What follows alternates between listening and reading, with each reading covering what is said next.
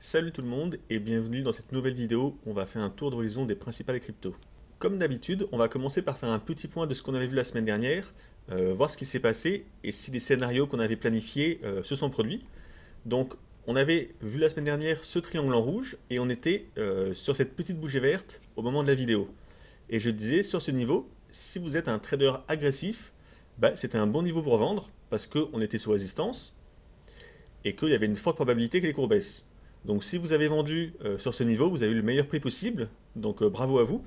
Et l'autre solution, si on ne voulait pas vendre agressivement ici, parce qu'on n'avait pas forcément beaucoup de conviction, donc là ça dépend vraiment de votre profil de trader, j'avais montré cette fourchette d'Andrews en 4 heures, qui avait bien aiguillé les prix, et j'avais dit, pour être plus prudent, ce qu'on peut faire c'est attendre la cassure à la baisse de la fourchette d'Andrews, si elle se produit, et cumuler cette cassure de la fourchette avec le Fibo 23%, donc c'est le Fibo par rapport à cette vague de hausse, on a retracé 23%, je disais si on dépasse ce 23% et qu'on est sorti de la fourchette d'Andrews, là, pour les traders plus prudents, c'était le signal de vente parce qu'on avait vraiment une correction baissière qui se mettait en place, qu'on constatait grâce au franchissement de la fourchette d'Andrews et du niveau 23 qui ont cédé.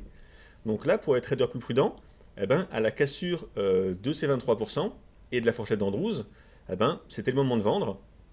Donc là, c'était le deuxième scénario, plus prudent, donc ça donne un prix de vente moins bon que si vous avez vendu agressivement en haut, mais on a plus de certitude. Donc là, même si on a vendu ici sur le 23%, donc à 9130, ça fait quand même pour l'instant un beau mouvement baissier.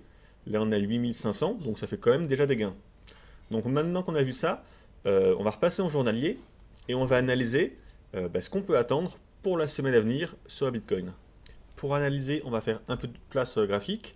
Donc on va juste garder le triangle qu'on a à l'écran, parce que c'est vraiment ça qui nous donne le meilleur signal actuellement, en tout cas la meilleure information. On est à l'intérieur de ce triangle. À l'intérieur d'un triangle, les cours font des oscillations de haut en bas. Donc là, on a clairement un niveau de résistance au-dessus, qui bloquerait les cours si les cours montaient, et on a clairement un niveau de support en dessous, donc qui ferait rebondir les cours en théorie si ça baisse. Mais on voit qu'on est au milieu du triangle. Donc c'est pas très pratique pour trader pour nous sur ces niveaux, parce que les cours ont une chance sur deux de monter, une chance sur deux de baisser. On est à peu près à la même distance du haut que du bas.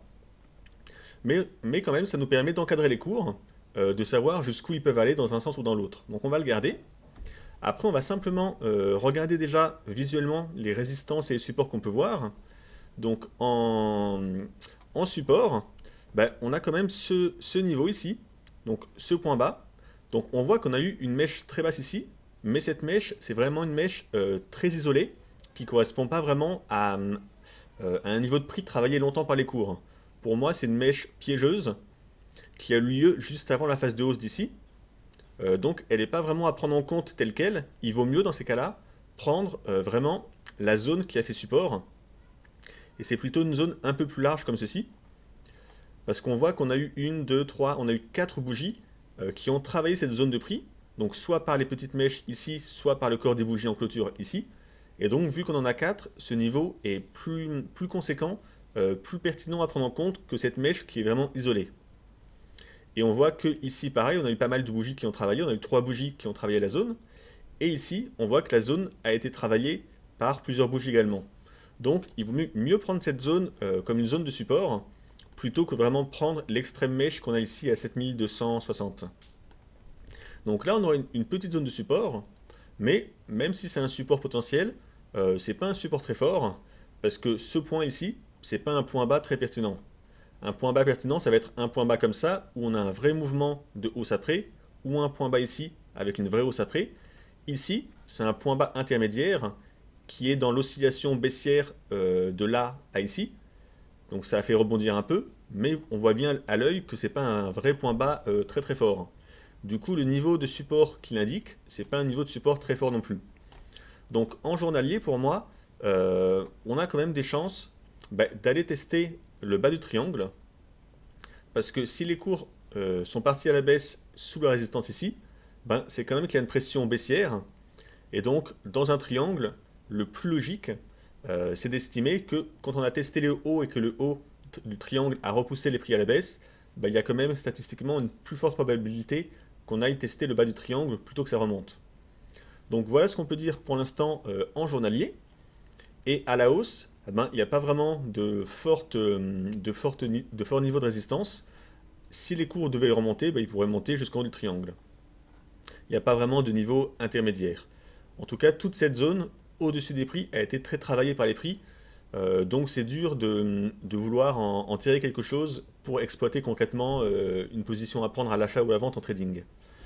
Donc voilà, en journalier, on voit que on n'a pas des grandes certitudes sur ces niveaux, ni pour la hausse ni pour la baisse, parce qu'on n'est pas sur des niveaux très forts de résistance ou de support. Dans une vidéo précédente, je vous avais dit que quand on n'a pas des niveaux qu'on peut tracer avec des obliques, donc quand on n'a pas des points bas ou des points hauts très pertinents pour tracer des droites, comme c'est le cas ici, on est un peu au milieu de nulle part, on peut se servir des retracements de Fibonacci. Ça nous permet d'avoir des niveaux de support et de résistance dynamiques quand on n'a pas des sommets pour tracer des obliques. Donc là, si on met un Fibo sur cette vague de baisse, on voit que les cours ont retracé à la hausse jusqu'au 61,8 ici, puis c'est reparti à la baisse, on a cassé le 50% ici, et la baisse a continué jusqu'au niveau 38. Donc le niveau 38, on l'avait déjà franchi ici, à la hausse, et en fait, là on a rebaissé, et maintenant ce Fibo 38, c'est une zone de support. Donc c'est une zone de support qu'on voit dynamiquement. C'était une résistance à la hausse, maintenant qu'on l'a franchi, c'est un support à la baisse.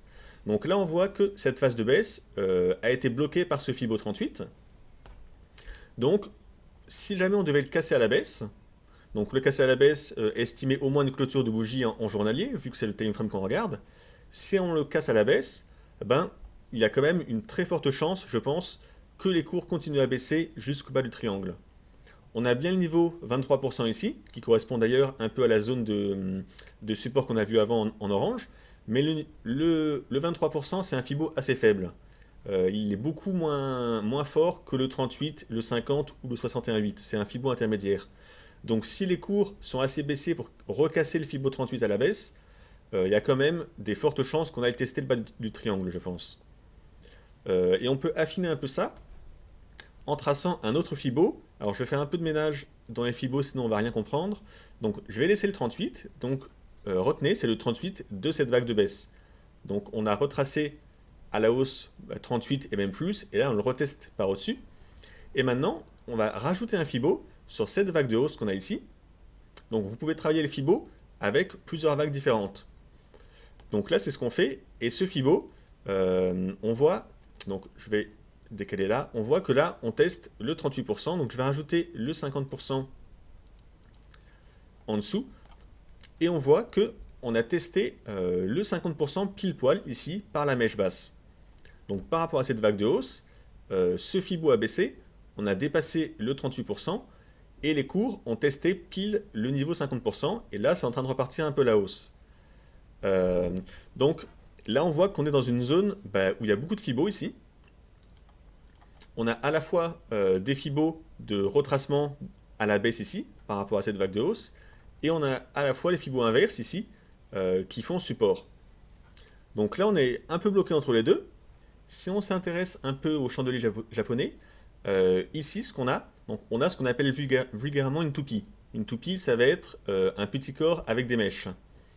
Mais quand on a une grande mèche haute et une grande mèche basse, et qu'on a un tout petit corps qui est centré au milieu vraiment, ce type de chandelier, c'est ce qu'on appelle un porteur d'eau. Et les porteurs d'eau, ça annonce l'hésitation des prix. Ça veut dire que là, on a une belle phase de baisse, et un porteur d'eau apparaît, ça annonce vraiment l'hésitation. Donc, je vous montre rapidement un porteur d'eau. Ça correspond à ce type de chandelier, donc peu importe la couleur, et ça montre vraiment l'hésitation du marché à ce niveau-là. Donc là, on a vu qu'on était coincé entre beaucoup de Fibos, donc le marché hésite, on était en tendance baissière avant. Maintenant, on peut se demander comment on exploite l'hésitation en trading. Donc on ne peut pas l'exploiter directement, parce que l'hésitation, comme ça indique, c'est que le marché ne sait pas s'il va monter ou baisser. On avait une phase de baisse, les cours hésitent maintenant, ça peut très bien repartir à la hausse comme à la baisse. Donc comment on exploite ça? Il faut attendre. Il faut attendre qu'on sorte de cette phase d'hésitation. Donc ce triangle en orange, en fait, en gros, c'est le niveau où on a plusieurs fibos qui bloquent les prix. On a donc le porteur d'eau ici, avec une mèche haute et une mèche basse qui indique la zone d'hésitation. Donc l'hésitation, ça veut simplement dire que ni les vendeurs ni les acheteurs n'arrivent à prendre la main. Et c'est pour ça qu'on a des mèches hautes et des mèches basses sur ce chandelier, parce que les vendeurs essaient de faire baisser les cours, et quand ça baisse trop, les vendeurs se réveillent, reviennent sur le marché et refont monter les cours, et l'inverse pour la mèche haute. Donc là, il y a le combat acheteur-vendeur. On ne peut pas savoir qui va gagner, donc c'est vraiment l'hésitation, mais quand on va sortir de cette zone de range, eh ben, ça voudra dire, si on sort à la hausse, ça voudra dire que les acheteurs ont probablement pris la main, et que les vendeurs n'ont pas réussi à faire baisser plus ses prix, ou l'inverse, si ça sort à la baisse, donc là concrètement, ben, la baisse c'est le bas de la mèche, et c'est le Fibo 50% de cette vague de hausse. Si on casse à la baisse, ben, ça veut dire que les vendeurs ont pris la main, les acheteurs n'ont pas réussi à faire remonter les prix, et donc on sort de la zone d'indécision, et les prix sortent par le bas, et dans ces configurations, il y a des très fortes chances que suite à la cassure baissière, les cours continuent de baisser. Ou l'inverse est vrai aussi, si on sort à la hausse de cette zone, bah les prix ont des grandes chances de continuer à monter. Alors je parle plutôt de baisse parce que dans cette configuration, vu que techniquement on voudrait viser le bas de triangle, je préférais une cassure baissière parce que ça serait simple à trader avec des bonnes perspectives de baisse par la suite. Si on casse à la hausse, bah, on serait pas très loin du haut du triangle, donc il n'y aurait pas beaucoup de profit à faire à la hausse. Ça serait un peu plus dur à trader. Donc dans cette configuration, vraiment, je préférais une cassure, une sortie vers le bas. Bon, pour l'instant, on est dedans, il n'y a rien à faire sur ces niveaux, on n'a pas cassé ni à la hausse ni à la baisse, donc là, il faut attendre. Par contre, tout ce qu'on a vu, c'est en format journalier. Donc ça ne veut pas dire que dans d'autres time frames, on n'a pas d'autres choses à voir. On va passer un petit coup en hebdo. Donc on va faire un peu de place sur le graphique. En hebdo, ce qu'on peut voir, c'est que on a bien le triangle toujours, mais ce qui est intéressant, c'est que la bougie en cours ici, on voit que c'est une bougie rouge qui avale cette bougie verte d'avant. Donc ça, c'est ce qu'on appelle une structure d'avalement baissier. Alors, elle n'est pas parfaite au sens d'un vrai avalement baissier. Je vais vous montrer un graphique. Donc ça, c'est un avalement baissier. C'est quand on a une tendance haussière ici, et qu'à un moment, on va avoir une grosse bougie rouge qui va avaler en fait tout le corps de la bougie verte. Alors les mèches ne sont pas à prendre en compte. La bougie rouge n'est pas forcée d'avaler les mèches, mais tout le corps de la bougie verte doit être dans le corps de la bougie rouge, et idéalement, la bougie rouge ouvre avec un gap, donc un trou de cotation en quelque sorte. Cette bougie verte clôture là, la bougie rouge suivante ouvre à ce niveau. Donc ça c'est le vrai avalement baissier. Alors sur le marché des cryptos, vu que c'est un marché ouvert 24/24, on a très peu de trous de cotation, de gap. Donc là vous attendez pas à avoir un gap haussier ici, mais on voit quand même qu'on a un corps rouge puissant, assez grand, qui avale vraiment facilement la bougie verte, et qui avale même pour l'instant la bougie précédente. Donc cette bougie hebdo, donc n'oubliez pas que c'est une semaine de cotation, en une semaine on a avalé la hausse qu'on a fait les 2 semaines d'avant. Donc même si on n'a pas eu le petit gap haussier théorique, il faut se dire que sur les cryptos on n'a quasiment pas de gap, donc c'est normal, mais on voit quand même que c'est une bougie rouge très forte. Donc on peut s'attendre en format hebdo à une poursuite de la baisse. Donc si on s'attend à une poursuite de la baisse, si on repasse en journalier, on peut on va plutôt chercher à viser des ventes toujours. Donc si vous avez vendu en haut ici ou à la cassure des 23% qu'on a vu tout à l'heure, c'est parfait. Mais là, c'est pour ça qu'il faut mieux avoir un biais baissier pour la suite des événements, parce qu'en hebdo, on a quand même un signal baissier. Donc voilà pour le format hebdo. N'hésitez pas à regarder de temps en temps, donc pas forcément le Bitcoin, mais les autres actifs où vous êtes, à les regarder en format hebdo, parce que le format hebdo vous montre des bons signaux. C'est une question que j'avais eu dans les commentaires il y a quelques temps. Pourquoi on ne regarde jamais en hebdo? Si, il faut regarder en hebdo.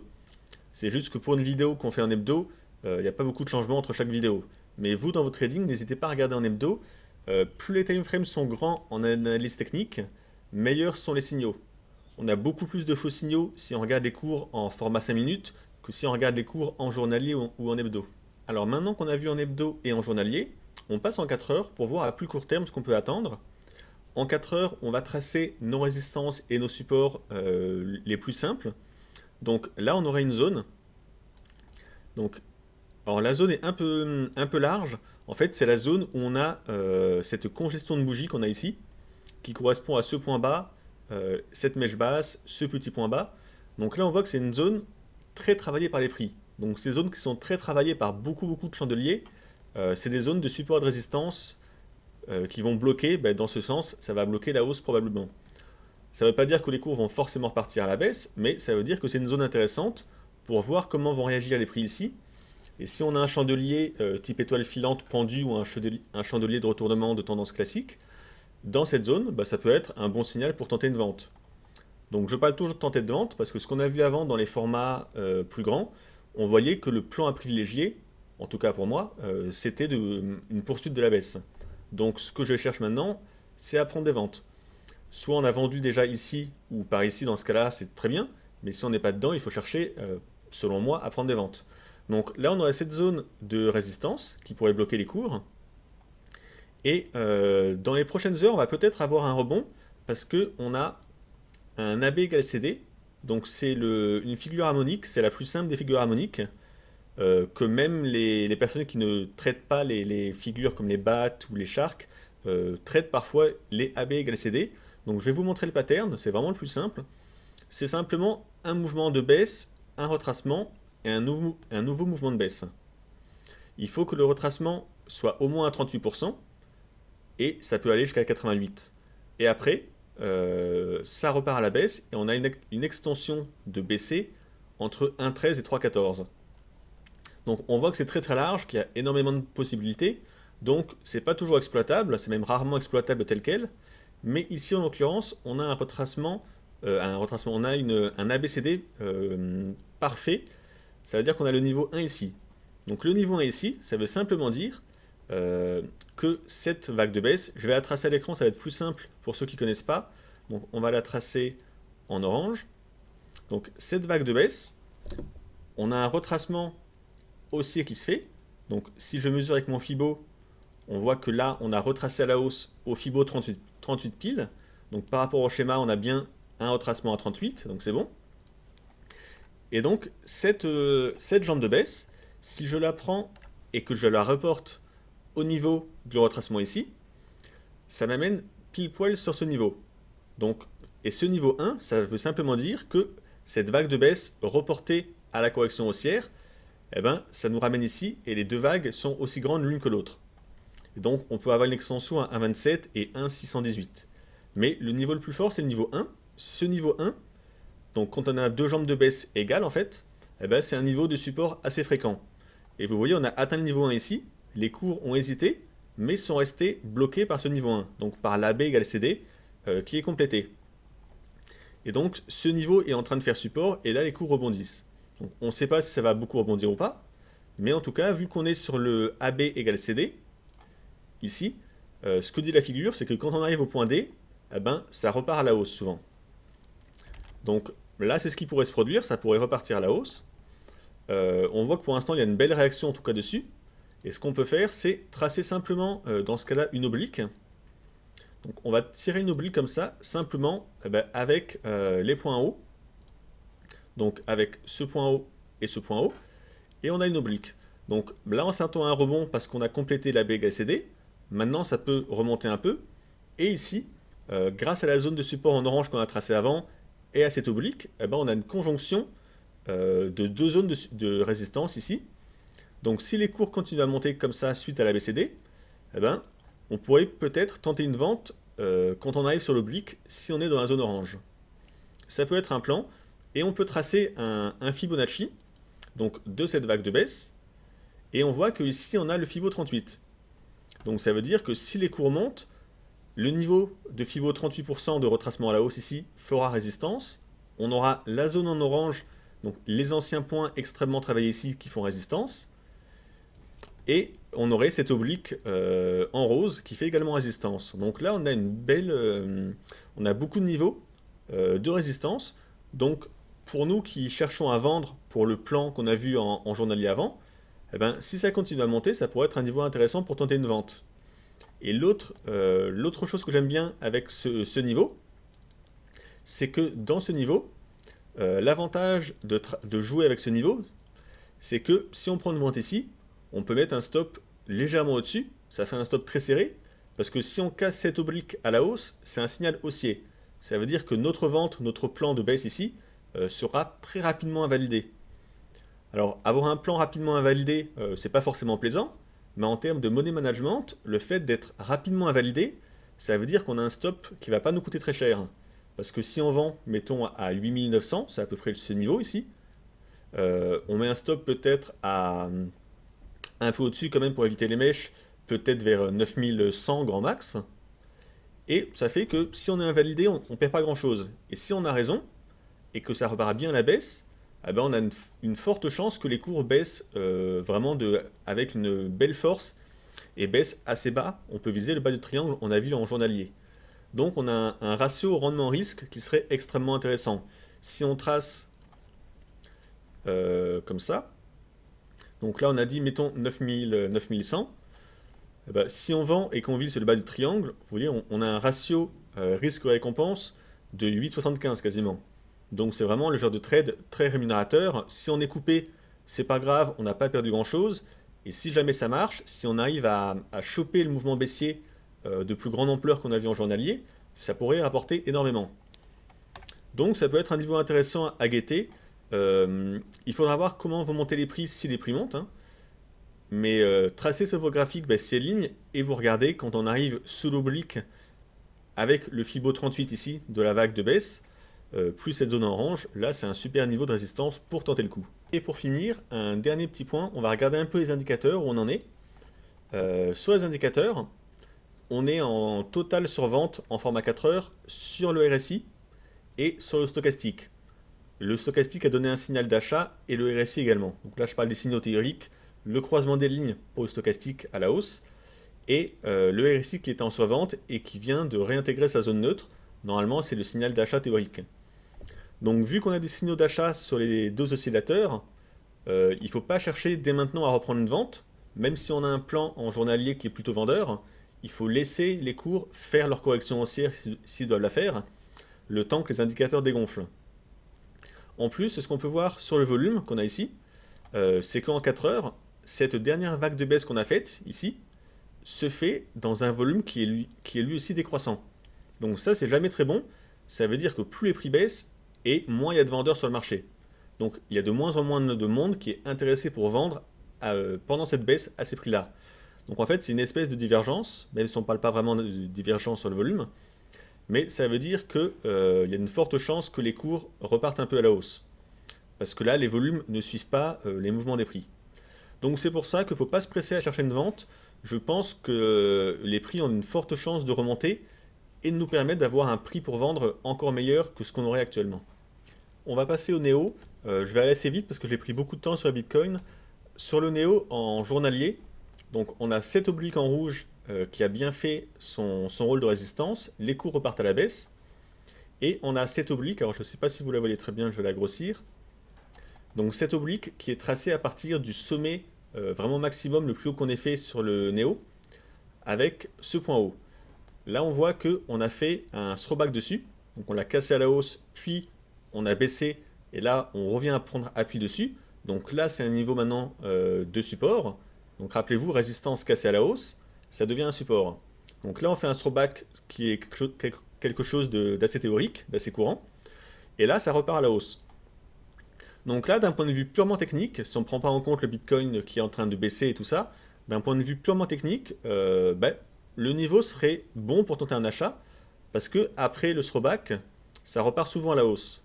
Par contre, techniquement le niveau est bon, mais d'un point de vue de la gestion du risque et du money management, c'est pas vraiment génial, parce que si on voulait prendre une position à l'achat sur ces niveaux, il faudrait mettre un stop au moins sous le point bas ici, donc par ici, ça ferait un stop vers 56,90.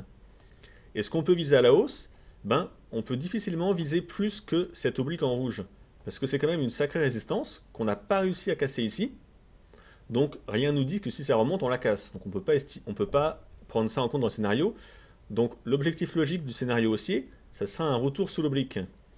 Mais du coup, selon le rythme où on va aller, ça donne pas une perspective de hausse très importante. Ça veut dire que si on prend un achat ici, avec un stop là et un retour sous l'oblique par ici, donc selon la vitesse à laquelle vont monter les cours, bah, on voit qu'on n'a pas un ratio rendement-risque très bon. Donc c'est difficile de vouloir jouer ça, on a un ratio de 1 et quelques, et trader avec un ratio où vous risquez autant à la perte que ce que vous estimez pouvoir gagner, c'est jamais très bon. Donc là, techniquement, le niveau est bon pour tenter un achat, mais vu qu'on ne peut pas estimer que cet oblique en rouge va être cassé, on a un objectif haussier qui est pas très bon par rapport au risque qu'on prend. Donc le mieux, en tout cas le plus prudent pour moi, bah, ça serait de ne pas se précipiter à l'achat, d'attendre éventuellement un deuxième test de cet oblique en bleu, parce que quand on fait un throwback, des fois les cours font un petit rebond et retournent retester l'oblique, donc en refaisant un deuxième throwback. Donc si on retestait plus bas, on aurait peut-être un meilleur prix pour tenter de passer acheteur. Mais sur ce niveau, même si techniquement on est bien, en termes de ratio risque-récompense, c'est pas génial. Alors sur le Ripple, on a baissé, on voit que par rapport à cette vague de hausse, on a baissé jusqu'au Fibo 61,8 ici. Là c'est en train de rebondir, bah, ça fait un doji porteur d'eau, presque porteur d'eau comme on a vu sur Bitcoin, donc ça peut repartir à la hausse. Le souci c'est qu'on est dans ce canal baissier en bleu, donc canal baissier de long terme, et on est quasiment au milieu du canal. Donc on a une résistance et un support qui sont aussi loin l'un que l'autre. Du coup c'est pas génial en termes de trading, parce que bah, ça peut monter ou baisser pour venir tester le haut ou le bas. Donc là à trader, bah, si vous voulez passer acheteur, vous pouvez tenter sur ces niveaux avec un stop sous ce point bas, mais ce que vous pouvez viser, bah, c'est le haut du canal ici. Donc encore une fois, en termes de ratio rendement-risque, ça va pas être génial. Donc on va quand même regarder rapidement, mais bon, ça fait un ratio de 1,55, c'est pas vraiment génial, surtout qu'on n'a pas vraiment de forte conviction pour un rebond ici. Là on voit que ça fait un point bas sur le Fibo 61,8, mais c'est à peu près tout ce qu'on a pour, en termes de support. Donc c'est toujours intéressant d'avoir le Fibo, mais si on n'a que le Fibo comme conviction que ça va rebondir, c'est un peu léger pour vouloir tenter une partie de son capital sur un trade comme ça. C'est bien d'avoir un peu plus de conviction, d'avoir d'autres points accumulés avec le Fibo. Donc là, on n'a pas énormément de choses, on n'a pas d'autres points bas. Bon, là, on aurait un point bas à la limite, mais avec des belles mèches. Donc c'est dur de savoir où on prend en compte. Donc pour l'instant, je resterai neutre. J'attendrai vraiment, pour du long terme, une cassure de ce canal baissier, une cassure à la hausse, pour passer acheteur. Tant qu'on est en plein milieu du canal, pour moi, le trade est trop risqué, ou alors n'a pas une perspective de gain intéressante. Donc là, le plus prudent, bah, c'est d'attendre de voir l'évolution dans les prochains jours, voire dans les prochaines semaines, pour du long terme. Mais sur ces niveaux, personnellement, je ne tenterai rien. Alors sur l'Ether, la configuration, bah, on voit qu'elle est très haussière. Par contre, on avait vu la semaine dernière ce canal, on l'a cassé à la baisse ici. Donc je vais l'enlever, on n'en a plus besoin. Et après que ça l'ait cassé à la baisse, on a retracé jusqu'au Fibo 38 ici. Et là, sur ce Fibo 38, on a formé un marteau en chandelier japonais. Et le marteau, on l'a déjà vu, c'est un chandelier de retournement de tendance.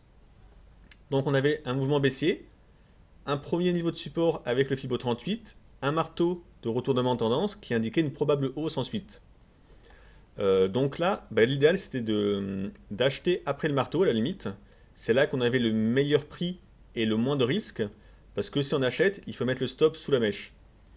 Donc là maintenant sur ce niveau c'est un peu tard, mais dans tous les cas je ne suis pas pleinement convaincu, parce qu'on a retracé à 38%, mais c'est pas dit que ça retrace pas encore plus. Donc là certes on est sur un niveau de support, on a fait un marteau, ça va peut-être remonter un peu, mais on est monté tellement haut, tellement vite ici, que j'ai du mal à vouloir repasser franchement acheteur à long terme. En plus, quand on regarde les indicateurs, eh ben, on peut voir que sur le RSI, ici, on a une divergence baissière. Donc ce sommet est plus haut que le sommet suivant, alors que sur les cours, ce sommet était plus bas que celui-ci. Donc on a une divergence baissière qui indique normalement une baisse des prix. Donc là ça a baissé, mais pour moi la baisse n'est pas encore vraiment assez profonde. On a juste retesté le niveau 50 sur le RSI, et quand on a une grosse divergence baissière comme celle qu'on voit ici, c'est pas rare que les cours baissent davantage, peut-être jusqu'à aller tester le niveau 30 du RSI, donc le niveau bas de la zone de neutralité. Et on a également sur le stochastique une petite divergence entre les sommets, pareil que sur le RSI. Donc pour être vraiment plus prudent, j'aimerais une correction plus profonde sur l'Ethereum pour me placer. Si vous êtes agressif et que vous voulez être sûr de ne pas louper le train si ça doit démarrer, ben, il faudrait acheter sur ces niveaux ou attendre une petite correction et mettre un stop sous le marteau qu'on a ici, donc sur les 626 à peu près. Je trouve ça trop risqué, mais si vous voulez être sûr, si vous pensez que fondamentalement l'Ether va monter dans les prochaines semaines et que vous voulez être sûr de ne pas louper le train, bah, il faudra acheter sur ces niveaux avec un stop en dessous de la mèche. Mais je ne vous le recommande pas sur ces niveaux. Je préfère être patient, quitte à ne pas trader. Quand on ne trade pas, on perd rien de toute façon, donc il ne faut pas voir ça comme quelque chose qu'on a loupé. Et j'entrerai sur l'Ether vraiment que si on fait une correction plus profonde sur le niveau 50 ou le 61.8 de retracement de Fibo. On va finir par le Litecoin. On a une configuration intéressante ici avec une forte bougie baissière suivie d'une bougie haussière qui est comprise dans le corps de la bougie rouge précédente. Et on a eu un gap haussier à l'ouverture. Donc la bougie rouge a clôturé là, la bougie verte a ouvert ici. Alors cette configuration, ça ressemble un peu à ce qu'on appelle un harami. Donc le harami haussier, c'est une bougie baissière avec une bougie haussière comprise à l'intérieur. Et ça indique en général un changement de tendance avec une hausse à venir. Alors il faut savoir que pour les haramis, les meilleurs haramis, c'est ceux qui n'ont pas de mèche sur la bougie verte. Ici, on a quand même deux belles mèches, donc le harami est moins puissant.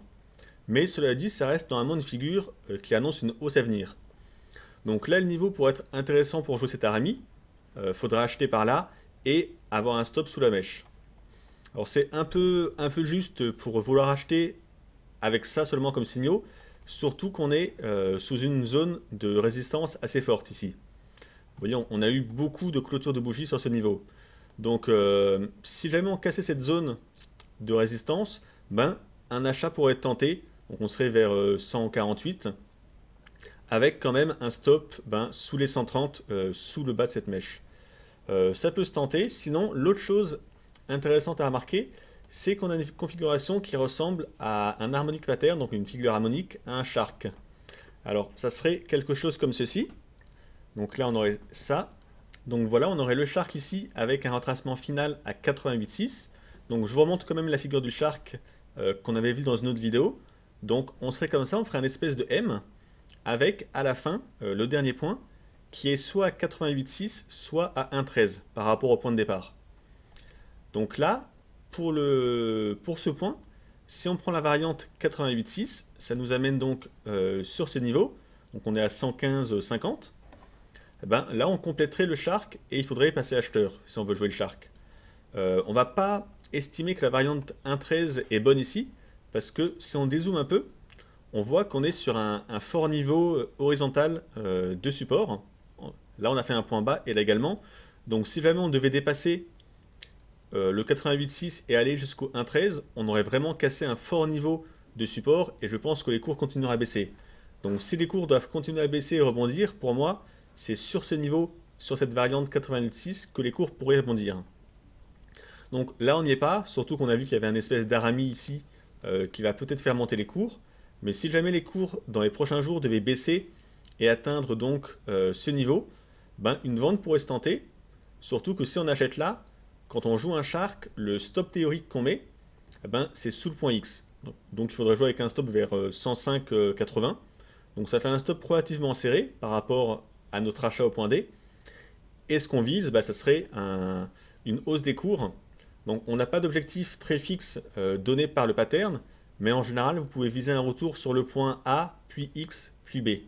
Donc pour nous, ça fera un retour à 141,70, puis à 167, puis à plus long terme, peut-être à 182 et quelques.